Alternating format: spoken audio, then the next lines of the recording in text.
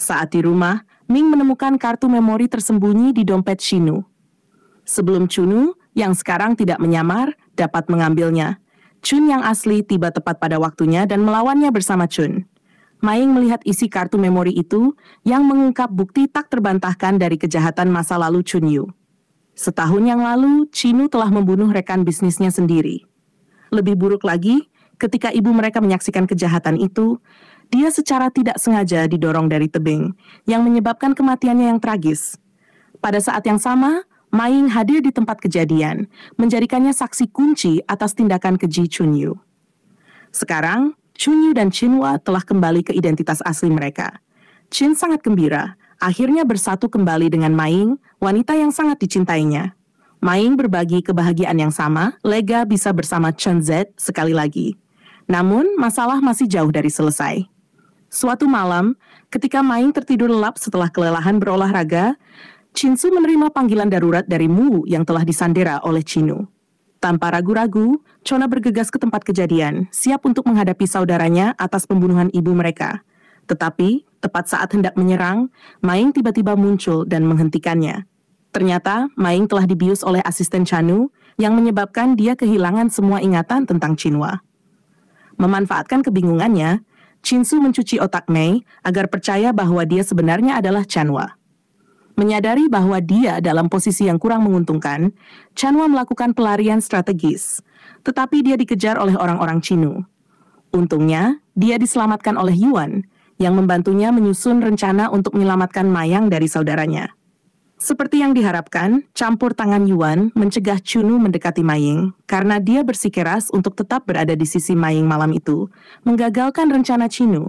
Keesokan paginya, saat sarapan, Yuan memberi Mei jam tangan khusus dengan tombol darurat. Jika dia menemukan dirinya dalam bahaya, dia hanya perlu menekannya, dan Chuna akan segera datang untuk menyelamatkannya. Sementara itu, Chun muak dengan skema saudaranya yang tak ada habisnya, mempersiapkan serangan balik.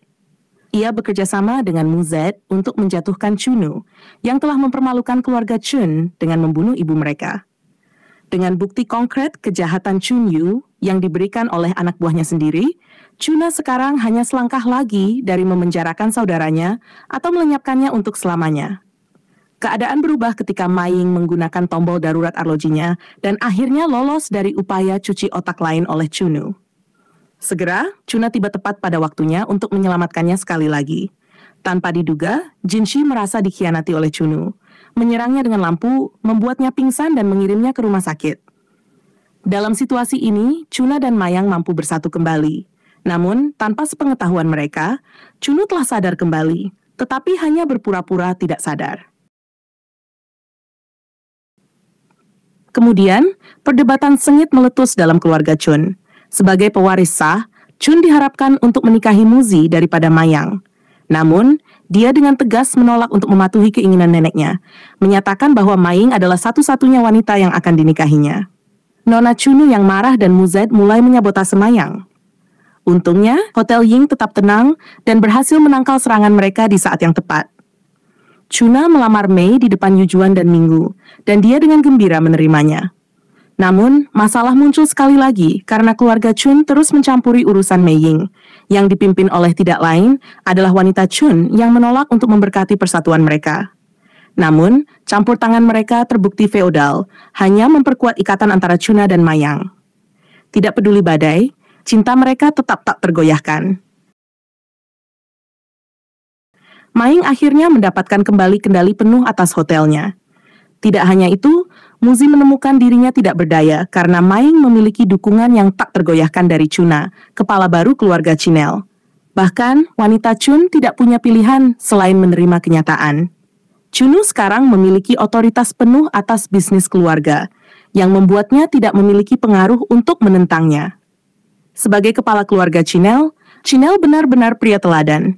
Dia bahkan dikejar oleh 3 wanita, Maying, Yuan, dan Muzi.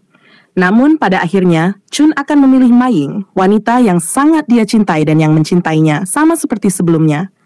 Suatu hari, Chinel terkejut dengan patah hati mendengar berita meninggalnya neneknya. Pemakaman Lady Chun diadakan, dan sebagai pewaris sah, Chanwa untuk sementara diberi wewenang untuk memimpin keluarga. Selama ini, Ming mendapati dirinya merasa cemburu ketika dia melihat Muzet menghibur Chanwa yang berduka.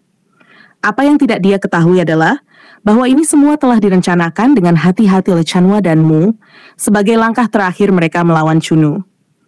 Mereka telah menyadari bahwa Chunu telah pulih dari luka-lukanya dan sekarang sepenuhnya menyadari tindakan mereka. Tak lama setelah itu, selama upacara resmi untuk mengangkat Chinwa sebagai kepala keluarga baru, Chinu tiba-tiba muncul dan menyandera M. Namun, ini justru perangkap yang telah dipasang Chuna dan Muzi. Ketika saatnya tiba, Muzet dengan cepat menusuk Chunu yang melumpuhkannya. Meskipun dia pernah mencintainya, Mu tidak akan pernah bisa bersama pria yang tega membunuh ibunya sendiri. Cerita diakhiri dengan Chuna, Maying, dan semua staf hotel mengambil foto bersama, merayakan keberhasilan mereka dalam mengungkap kebenaran di balik pembunuhan Chunu. Meskipun sekarang menjadi orang terkaya dan kepala keluarga Chen, Chenwood memilih untuk tetap menjadi penjaga keamanan di May Hotel Ying, tetap setia pada awal mulanya yang sederhana.